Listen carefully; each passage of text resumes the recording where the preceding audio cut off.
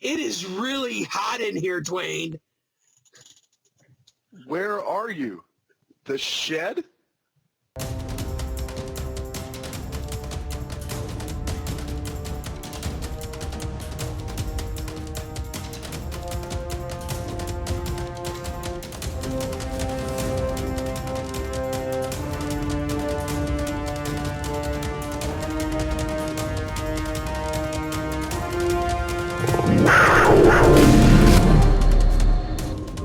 Hello, ladies and gentlemen, and welcome back to Beat the Beast, where rumors race the beast. I'm, of course, Andrew Barchak from Chicago, Illinois, joined by my co-host this evening, Mr. Dwain Sponseller. And no, it is nice and cool here in the COASTER-net studios. We actually can afford air conditioning, unlike some of those theme parks out there that put sheds on their rides this year.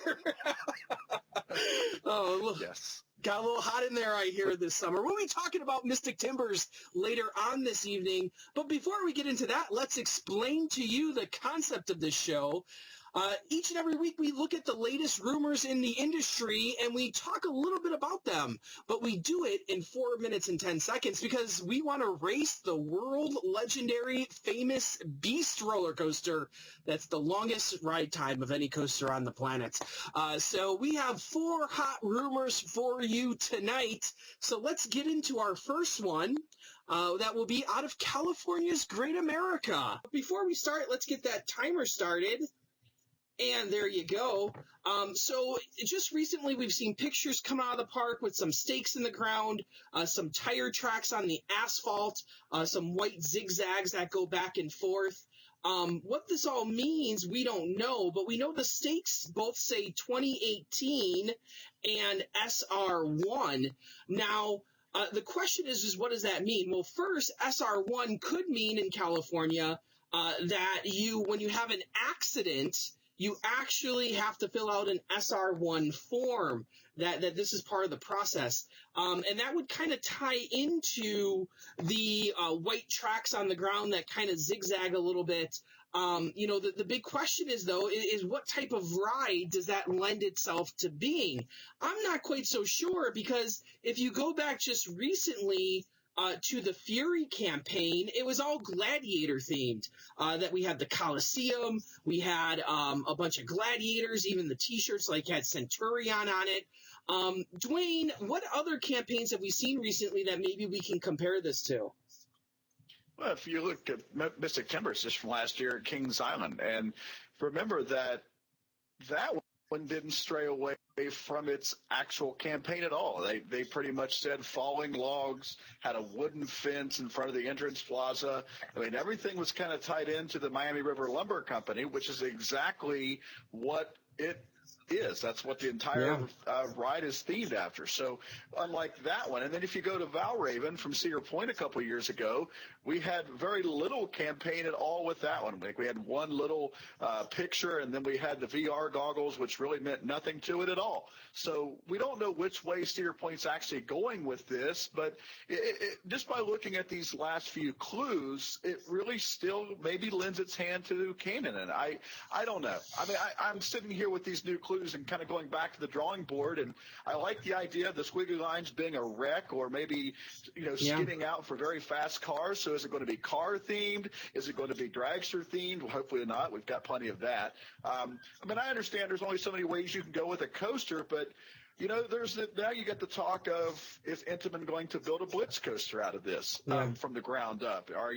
is it going to be a water coaster with a splashdown, or a coaster with a splashdown that maybe would still keep the water idea with this wreck maybe going over a bridge and into water? Again, we could go 1,000 different ways with this, but these new clues do lead us in one direction. But with that, are you the one that's going to stay with Cedar Fair and say, okay, they're going to keep us on track, or are they trying to derail everybody and trying to tie in with all these other campaigns and the other coasters that are being built at the parks? Well, the other thing that we noticed with SR1, it could also mean State Road 1. And if you actually research state roads, there's a State Road 1 that goes right through San Francisco, Santa Clara. There's one that goes through Richmond. There's an old historic road that goes through Cleveland right by Sandusky. And coincidentally, there's one State Road 1 right next to Worlds of Fun in Kansas City. So if you watched our most recent episode of COASTER.net Uncut, you know that we've kind of said that maybe the parks are tying together here, doing one huge campaign. And this SR1, even though, yes, it could mean this stuff for California's Great America by itself, it could also expand to the other parks as well. That once again, maybe we have a unified theme here. We've seen cowboys out at, Cedar Point, kind of this Western theme. We've seen the Matrix style down at Kings Dominion, and now we see these cars again out at California's Great America. So I'm not really quite sure what exactly is going on.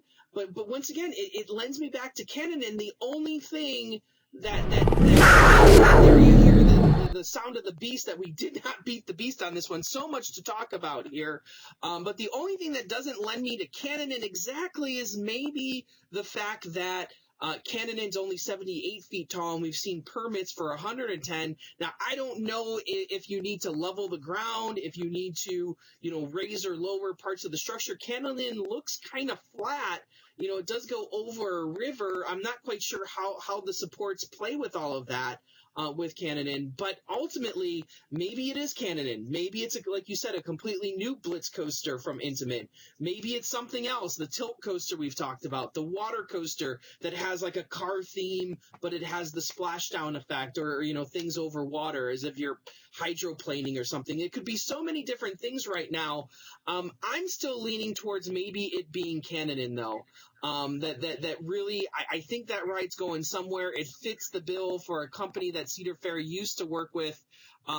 So that's where I got to go here, Dwayne. I know we were over time here, but what do you think?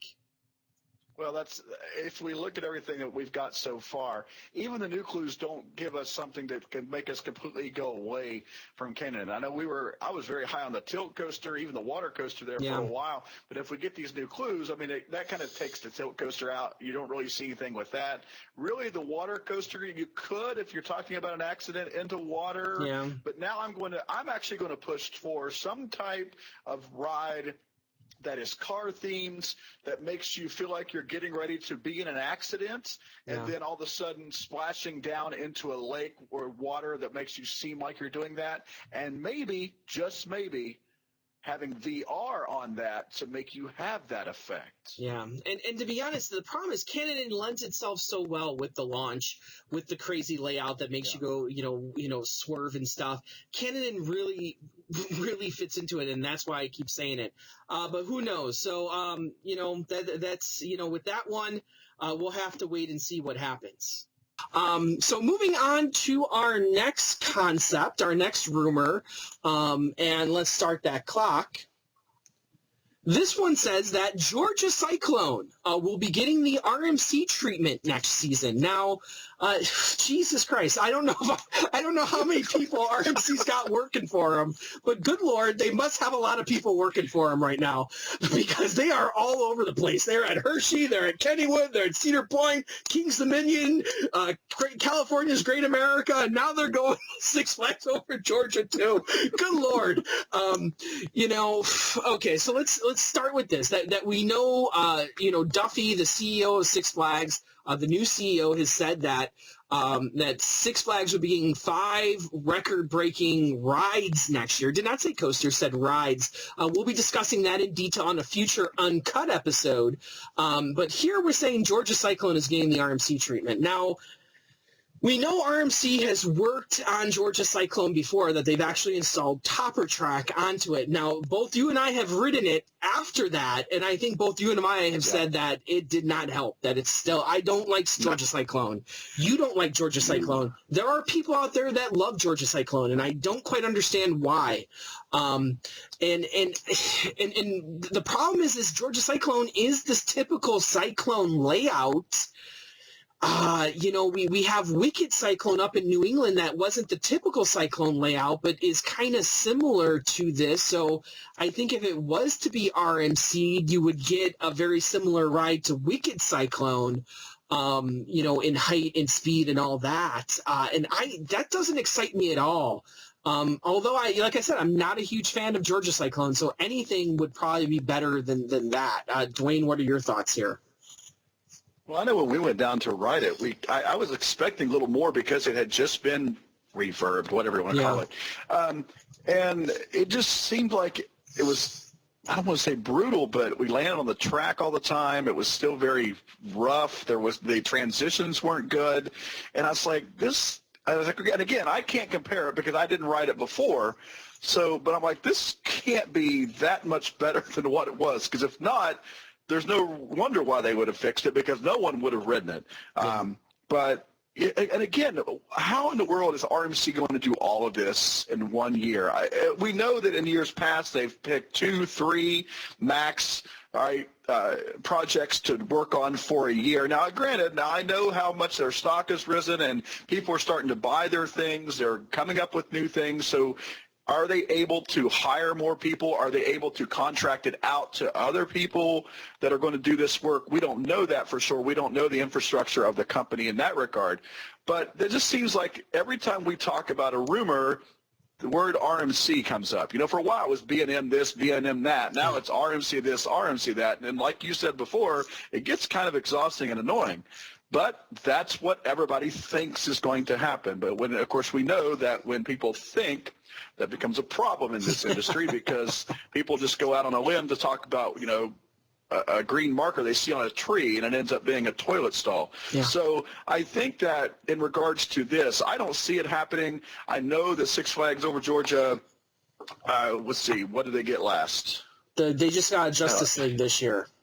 Right. Okay. So, but in regards to coasters, they haven't done much, right, in a while. So again, they're one of those parks that hasn't added a coaster or had coaster work done significantly in a while.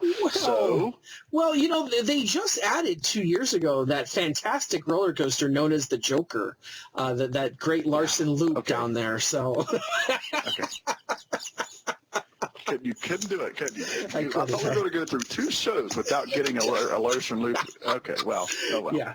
So, I tried, guys. I tried. But, hey, this guy is counting Larson loops. The beast has cut us off. We got to move on, Dwayne. Yeah. There's no more discussion there. Got to move on. So moving on to the next one is we're going to talk a little bit about Busch Gardens, Tampa. So let's start that clock. And the rumor down there is that we know Sand Serpent might be enclosed for next year. I know we just reported on this week or in the past few days. The question is, are they still on that same path? There's a little discussion right now of maybe they are enclosing it, maybe they're not. But there's also a rumor that they will be adding a brand new section of the park next to Gwazi that will be sort of Australian themed. Now, if you know Busch Gardens Tampa, the whole thing's an Africa theme. So an Australia theme would be very different. And then the other rumor is they would be adding a Tempesto there, maybe not for 2018, but more of to 2019, and maybe looking to add bigger coasters down the line. But the Tempesto rumor strikes a chord with me here, Dwayne, because they're adding Electric Eel over at San Diego, and I think these Tempesto clones are going to be the go-to ride for Busch Gardens now, kind of like we saw with the Windseekers and the Jokers for Six Flags. And I'll be honest with you, I'm not against that. I like the Tempesto ride style. I may not like the comfort collars. I may think it's kind of dumb, but when I rode Tempesto, I had a good time. So I don't mind seeing that ride style at other parks. Well, what are your thoughts here?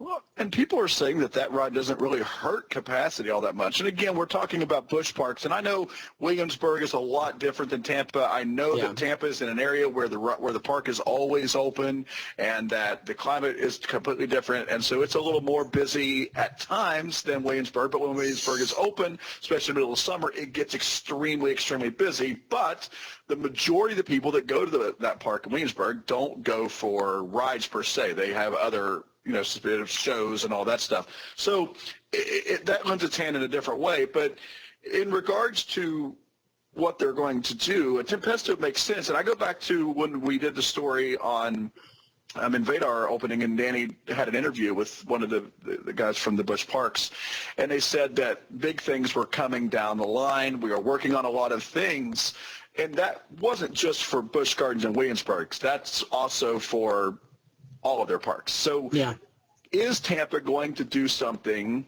big in the future? We know that that's a park that is very big on their radar, and it's very highly populated in regards to our attendance going there. So Tempesto would make sense now. I think, again, what you said, bring a Tempesto in the next couple of years. This year, I don't think it's coming. I honestly think that they're going to go ahead with the Sand Serpent enclosure. Now, I know that we put that story up on COASTER.net, and then we find out that maybe it's not going to happen, even though they've already dropped the story. So I think that might be for next year, and then maybe a Tempesto, maybe in addition to another themed area. I find it odd that they're going to do something outside of Africa, but they don't call it Busch Gardens Africa anymore. They do call it just Busch Gardens Tampa. So I think that pretty much allows it to be whatever they want it to be. Well, also interesting with this rumor was that Gwazi, the structure of Gwazi, we know it's been closed down for a while now, is still there. And on a lot of the proposed ideas that we've seen, Gwazi is still there. So are they saving that space for maybe something, a bigger coaster, a hyper coaster like Mako, a wing coaster, a launched wing coaster like Thunderbird? I don't quite know if they're saving that area or maybe they're saving the actual structure of Gwazi for another company to come in. Let's say it again, maybe RMC will come in. Oh, God, no. But if they're saving the land, why not just go ahead and tear down the coaster? Why leave the structure there? I don't know. Because then you're getting into the point of people coming and say, how do I get to that ride? I want to ride that ride. And everybody's like, that ride's closed. I don't understand.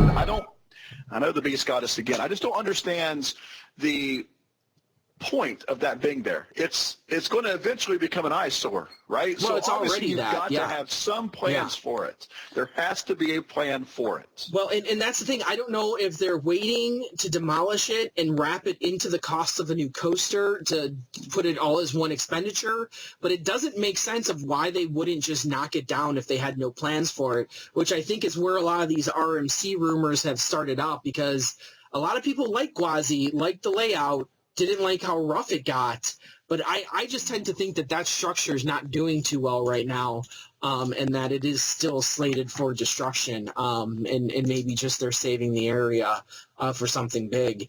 Who knows, though? But let's move on to our last topic, but we're going to play another game for you here this week, and we're going to play a game called The Odds. Now, Dwayne, why don't you kind of explain to us the concept of the odds for those people who don't really know it very well? All right. So just as it says, we're going to give you a topic and a rumor, and then Andy and I are going to take turns giving you the odds out of 100%. What's the likelihood of this rumor is to actually happening? So we've had fact or fiction on shows before where we'd say fact or fiction, so we either think it's going to happen or not. Here we're going to give you an actual percentage of what we think the likelihood of this rumor actually coming to fruition is going to be. So whether it be 25%, 35, 100, 0, whatever it might be. And, of course, it'll depend on what the rumor is. And so it's just a little fun thing we like to do with our last topic sometimes here on the show.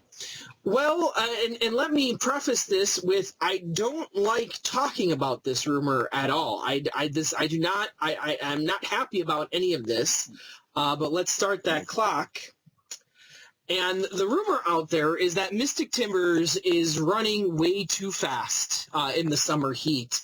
That we know that wood coasters do sometimes have a tendency to speed up along the course as the temperatures get hotter, and that seems to be the case here, where some rumors have said that the trains are overshooting that last brake run and going right into the shed, making it so that they cannot run 3 trains. We do know that there's been a number of days where they have not run 3 trains on Mystic Timbers, even though capacity in the park would say that they should be. There's also been rumors that GCI has had to come in and retrack portions of the ride because the ride is tearing itself apart because it's going so fast.